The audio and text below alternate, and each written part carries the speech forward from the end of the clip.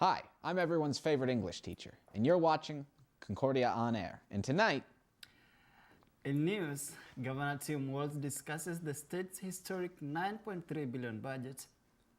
And in sports, the Champions League. And on arts and entertainment, of course, Taylor Swift. all that and more on Concordia on Air.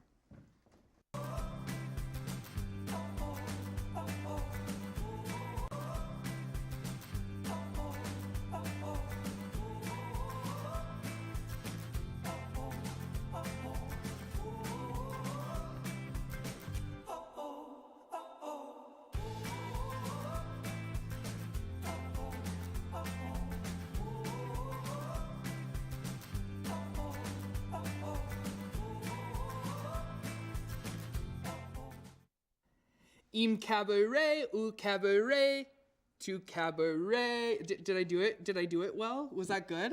Yeah, Are you proud of me? sure. I just want you to say that you're proud of me. I'm proud of you, Parker. Are you? I'm Welcome proud. to Concordia on Air, folks. I'm Parker. And I'm Jackson. Jackson, you're participating in a bit of an event tonight, a bit of a kind of theater-based activity. Do you want to tell everyone what cabaret is and what you're doing for cabaret? Tonight at 7 o'clock in the Black Box Theater, we are going to be performing Cabaret, which is a collection of acts, musical acts. Collection. Yes, from all sorts of different Broadway shows. Broadway. Yes, that's the rule. It's specifically Broadway shows. So unfortunately to all of those Moana Junior fans, there will not be, what can I say except you're welcome. I forgot the title of that song for a second. That was pretty good, though. Yeah. What are you going to sing? Can you share with us? I will be singing 3090 from the hit musical Tick, Tick, Boom. The hit musical. Yes. I do love Andrew Garfield. Yes, I also do. And if And anybody, Vanessa Hudgens. she's great as well. Her best but role since High School Musical. there aren't a lot of them, but sure. It's up there with also her Instagram Live where she said that people should die of COVID so she could go to Coachella. Honestly, I kind of love her for that. That's kind of iconic, but that's my opinion. Cabaret. Cabaret. 7 o'clock to 9 o'clock To tonight. Cabaret. And if you're too cool for a 7 o'clock showing of Cabaret, one Lucas Burr will be performing his senior recital in Vidston.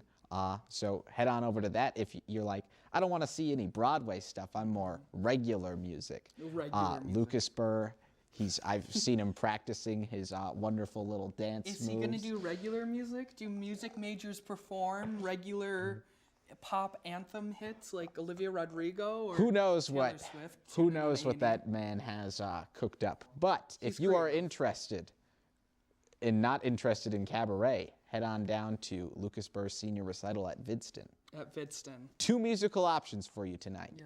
You can either see me sing in public for the first time since First 7th time grade. ever. Since 7th grade? Since 7th What grade. did you sing in 7th grade? I used to be on the choir. Did you do a little ditty, a little show tune? No, I had a solo in a choir. Oh, though. that's kinda cool. But I wasn't very good. Do you so want to I got practice it scared. again right now? Nope. We're gonna pave over that. Hopefully tonight's good. Maybe I'll bring my music out as a shield to protect me from all the tomatoes the audience is definitely going to throw at me. No. If any of you saw Jackson in Almost Maine, this man can act his face off. It literally melts off. My face was melting off practically. I was so impressed. How now that Almost Maine is wrapped, you did a fantastic job. How Thank does it you. feel to be accomplished as a Concordia actor? I feel a lot cooler. Not like cool as in that guy's cool. Like literally my body temperature. What's cooler than a theater kid? Yeah. My body temperature at night is much cooler than it was because I wore so many layers. A couple times where I was literally dripping with sweat. Not dripping. Dripping's not a word. It could be. But you know what we are. Dripping is the past tense of dripping. I don't know. You know what we are dripping with? Wonderful news stories for you all. Thank you for joining us tonight. We are glad you're able to join us, and we have lined up stories for you tonight. My name is Andy. And I'm Paul. Welcome. Governor Tim Walz discusses the state's historic $9.3 billion budget surplus at the Law Enforcement Center at Moorhead. The Walz-Flanagan budget would invest would invest around 300 million over 3 years to cities, counties, and tribes and recruiting officers that represent the diversity of the state. Local police are grateful for World's presence as they mention issues within police cycles like retention and new recruits. And I quote, nice to have actually us a few or just a few minutes to talk with the governor about the tour or about our concerns. He seemed very receptive to them and also said because of them budget surplus, they are so looking at trying to invest some dollars locally to let us tackle some of our local issues. And I think it was overall very positive. Morehead Police Chief Shannon Monry said. And on campus, after nearly 10 years in operation, the Concordia Eco House project is being discontinued. The house, which promoted sustainable living through geothermal heating, is being sold over the summer. The decision came as part of the plan to shrink the footprint of Concordia's campus. In addition, Hoyam Hall will be shutting down next year, and the leftover budget will go towards renovating Brown Hall, which has been unoccupied for nearly 5 years. And to some COVID update news, the U.S. Centers for Disease Control and Prevention plans to extend the federal transportation mask mandate for another 15 days to early May, according to a Biden administration official familiar with the decision. The announcement is expected as early as Wednesday afternoon from the CDC. The mandate is now set to expire on May 3rd. The Associated Press was the first to report the extension. The administration officials familiar with the decision told CNN the goal of the extension was to gather more information and understand of the BA.2 variant of the coronavirus. The U.S. is now averaging 38,345 new COVID-19 cases from Johns Hopkins University. Cases are trending up in more than half of states, including all but one state in the Northeast, Delaware. But the daily rate is still one of the lowest since mid-July. And over to Brooklyn. A masked gunman terrorized the Brooklyn subway systems this Tuesday morning. The man entered the 36th Street station and donned a construction vest and gas mask before throwing 2 smoke grenades. 10 victims were hit by gunfire, though none were critically injured. An additional 13 people suffered injuries related to smoke inhalation. The Brooklyn police have named 62-year-old Frank James of Philadelphia a person of interest in connection with the case. James had posted lengthy rants expressing bigoted and violent views within the past year, as well as criticizing the policies of New York City's mayor, Eric Adams. There is currently a $50,000 reward for the capture of the gunman. And now across the border, Finnish Prime Minister Sanna Marin says her country will decide whether to apply to join NATO within weeks. She said they saw no reason to delay the decision at a joint news conference alongside Sweden's Prime Minister. Her comments coincide with a report to the Finnish parliament that said membership of the bloc could result in, I quote, increased tensions on the border between Finland and Russia. Moscow has warned Finland and Sweden against joining NATO in recent weeks. Finland and Sweden are militarily not aligned, but Russia's invasion of Ukraine has prompted increased public support to become members of the Western Defensive Alliance. Swedish leader Magdalena Andersson told reporters that the same, they quote, very serious analysis was taking place as in Finland, and she saw no point in delaying it. And in national news, drug-related overdoses among teens have more than doubled nationwide over the past year. It's not because more teens are using drugs. In fact, drug use among teens is at a historic low. Instead, it is linked to the fact that the drugs they are using are much more dangerous. Morgan Godwin, an author on a study on teen drug death, has pointed towards an increase in fentanyl alternatives as the cause. Counterfeits of prescription medicine made with fentanyl are being manufactured and distributed at an increased rate, and the results have been deadly. And now to an interview with Jackson and David. Hello, everybody. I'm joined with David today, who is our SGA Sustainability Coordinator, and transportation intern. What can you tell us about those two roles, David? Yeah, absolutely. As my job in SGA is, I oversee the sustainability budget, which is a pool of money taken out of the student activity fund that goes to sustainability efforts. We fund from the bike share program on campus all the way up until, if someone wants to do a project, do an initiative, go to a conference that's sustainability oriented. That is the budget that I see with my committee, and we make sure that that funding gets given to the people. As in my role as transportation intern, I work with the MAT bus of Fargo-Moorhead area, sort of working on how we can make, sustain the transportation around Concordia more adequate, particularly for people who don't have a car, who don't have a bike, especially in winter. So how can we make how can we allow them to get groceries, get medications and stuff? So that's mainly my jobs, making sure that, everything on campus is sustainable and gets funded. Yeah. So how do you are you a senior this year or? Yeah, I'll be a senior. I am a senior, yep. Okay. So how is this gonna, how do you see this kind of propelling you in your future beyond college? And I guess conversely with that, why did you kind of choose this transportation and sustainability route? Yeah, absolutely. So next year I'll be studying environmental law at the University of Oregon. So that has a direct route, which is something I've been, working towards my entire career at Concordia. And really, being a part of, this is my second year working in the Office of Sustainability as an intern, and, overseeing projects and working with community members like the MAPO system, super helpful. It is more than a resume builder. You work with people who give you connections, and especially as the SGA advocate for 2 years, or the sustainability advocate, you really, when you have experience like working a budget, and I'm on faculty senate as well, working with faculty members, those are great references. And so that sort of, helped me get to where I want to be, particularly in the environmental realm. Okay. And I guess what really drew you to this? Did you, as a kid, in high school, sustainability and figuring out how you can incorporate that into the real world? Is that how it was, or was it different? Definitely. I've always been, a very liberal person, and I've, sided a lot with those policies. And so throughout high school, environmentalism wasn't always on the forefront. I was a lot more interested in socioeconomic divisions and stuff, particularly coming from a rural area.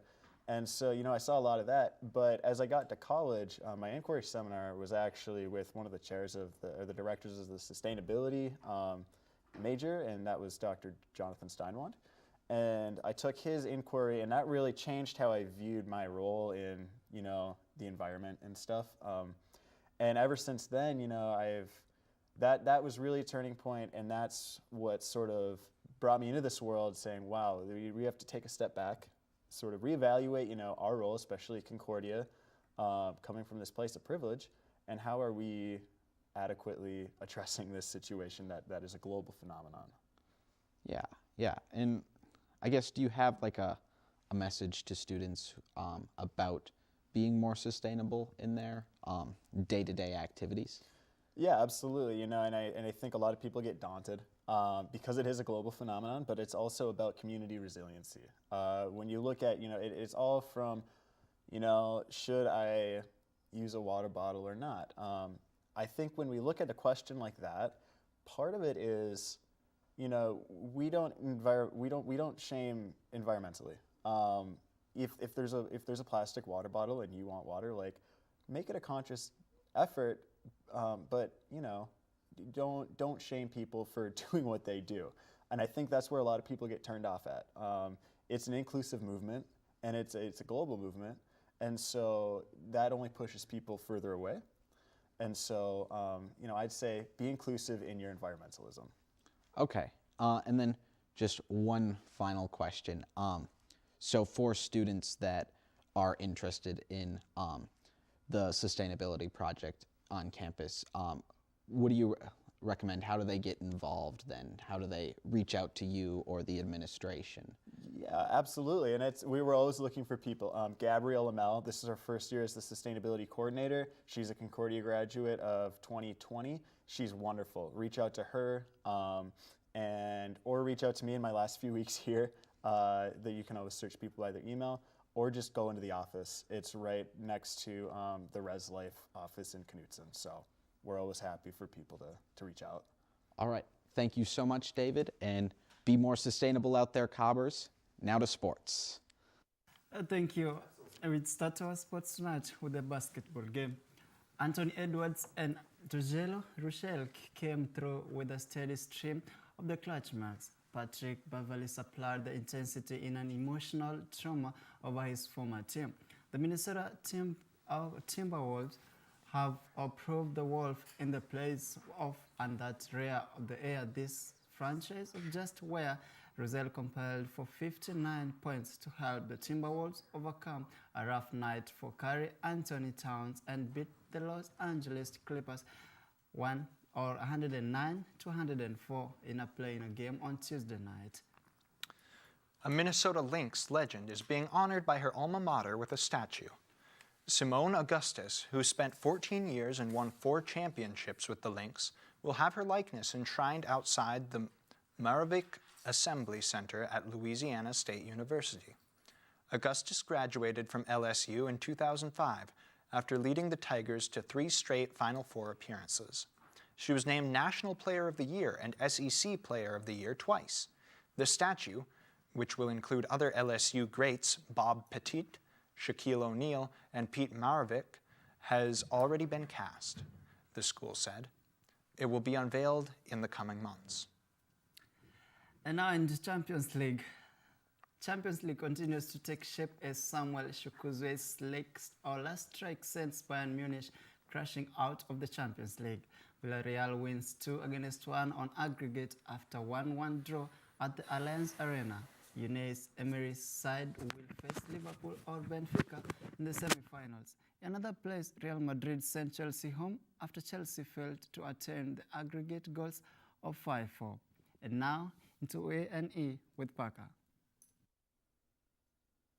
Welcome to Arts and Entertainment, everyone. My name is Parker, and ladies and gentlemen, and they and thems, you get me tonight, just me on A&E.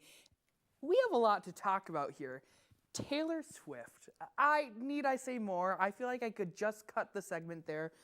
Now, Taylor Swift, whenever she announces an album release, she really, really loves to drop little Easter eggs, months before the album is released. She's like dropping little hints and different like Instagram captions and on TikTok and on Twitter, everywhere, all over her social media, and even in like random like mailings that she'll send out as well. She's very elaborate. She loves playing like little tricks. You never know what she's gonna release.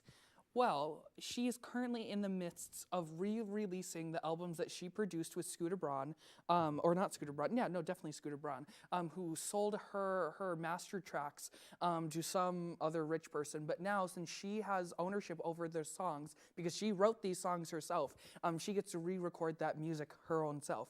So right now, she's re-recording all of her earlier albums, Debut, Fearless, Speak Now. After Speak Now is Red, right now we only have Fearless and Speak Now. She also needs to re-record 1989 and Reputation. So she has quite a few of these albums that she's working through. And I don't think I know a more popular person in pop culture than the Taylor Swift at the moment, and that is completely debatable. It really is. But Taylor Swift has just such a strong fan base. Folks, we are getting something really, really big from Taylor here really, really soon. There are 2 conspiracy theories that are kind of floating about right now. Have we been wrong in the past, Swifties? Absolutely. We do not have a good track record on being correct about a lot of things. We often jump to conclusions. She'll post like one random emoji somewhere and everyone thinks it's an album announcement. No, we need to stay clear. We need to stay on the grind. We need to stay aware and alert. Taylor Swift, though, she just released a merch collection for Mother's Day. Mother's Day. Who releases merch for Mother's Day? I literally don't know. She also did graduation merch, which was so cute. And it's like, I don't know about you, but I'm graduating in 2022. And I'm going to turn 2022 in 2022. And I'm graduating in 2022. She did that personally for me, no one else. I have a individualistic complex and a superiority complex. Should we just go through my mental health? Anyways, no. If you need to know anything about my mental health, start listening to Taylor Swift. She is just a fantastic woman. She's good at writing. Anyways, the conspiracy is that she's either gonna, well, not conspiracy. The rumor is that she's either gonna re-release Speak Now next. Over her Mother's Day merch collection, everything was purple. Purple is associated with Speak Now, the album cover. She's wearing a big purple dress. That's often been, obviously used as a color to represent that album. And since everything was in purple, and there was also a photo of her and her mom that's in black and white, but they're holding a little lilac, and the lilac is colored purple. And that's the only colorful thing on the picture, which might point to Speak Now. But there's been all these rumors over the Twitterverse about that she's releasing TS10. TS10 would be her next new album. This wouldn't be a re-recorded album. This would be all brand new music. Now you might ask yourself, why would she release all brand new music when she needs to release all these other album re-records? I don't know. This woman, I swear, she's on another level. This album is rumored to be her most ethereal album. On each of her albums, there's a song that nods to the previous album that she created on that album, but then there's also a song in that album that nods to the next album that's coming. I don't know if that makes any sense. If you aren't still along with me here, that's on you. You just don't love Taylor Swift enough. None of it's my fault. Nothing's ever my fault. But anyways, so there's a song on Evermore, her last album, TS9, named Ivy. There's a song named Ivy on Evermore, and this song is very ethereal, it's very poetic, very beautiful, and that's just kind of the vibe of Folklore and Evermore, very poetic and beautiful, but apparently, this next album is supposed to be even more like I don't know, kind of dreamy, kind of, I almost want to say like fairy-like. I think of fairies kind of when I think of like ethereal, kind of like woodsy theme. If you need a fix on any like cottagecore aesthetic fixings that you may need. Imagine saying that sentence to a pilgrim. Their head would explode. But you should totally look up her Grammy performance, Taylor Swift's Grammy performance when she won Album of the Year for Folklore 2 years ago. She's in a beautiful flower dress.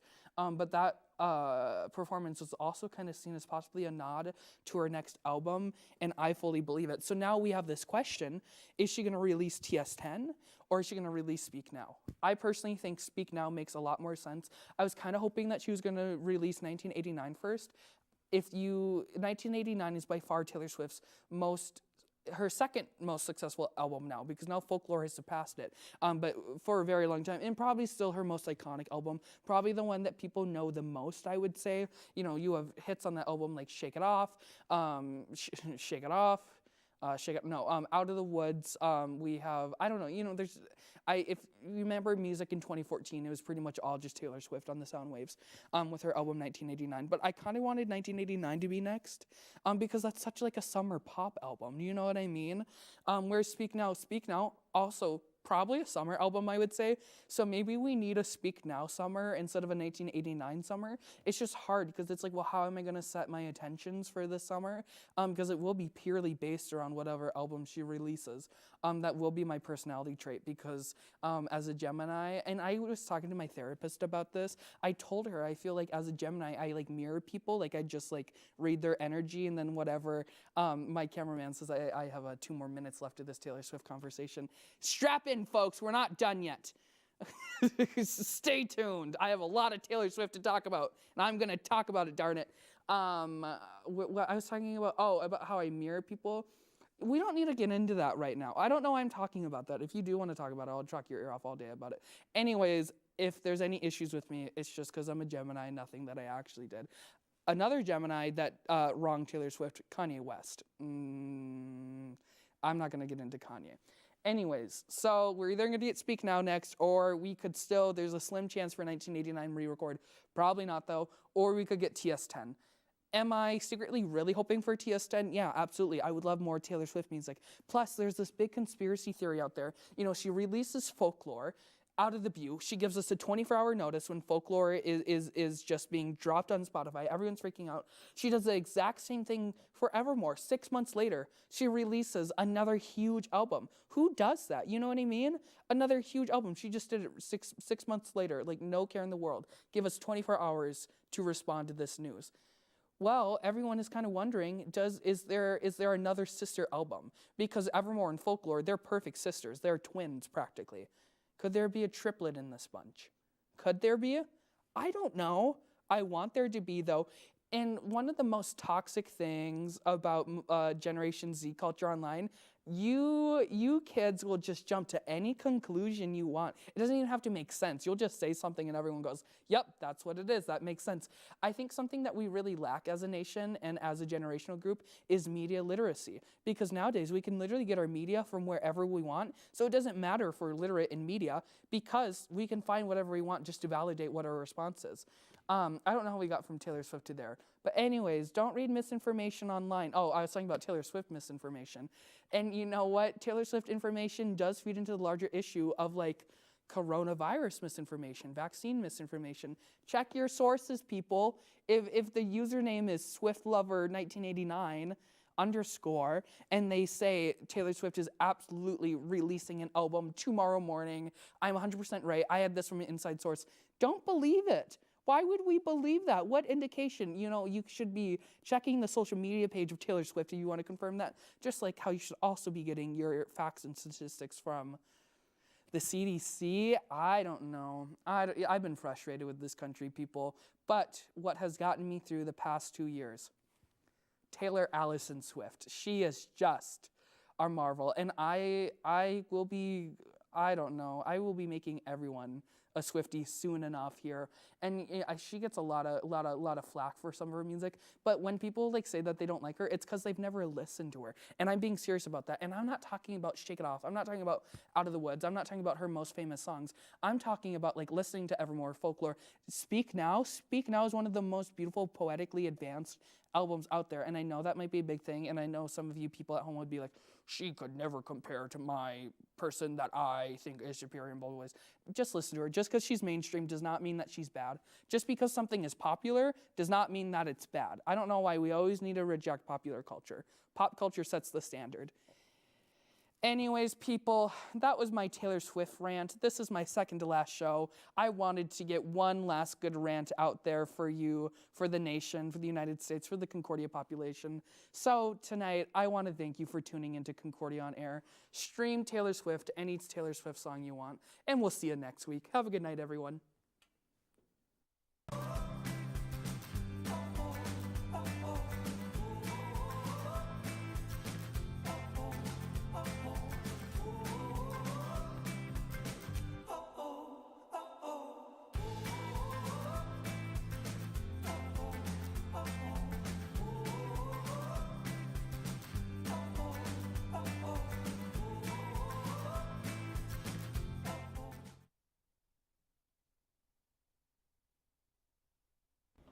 Whether looking for a meal or a quick bite, the S is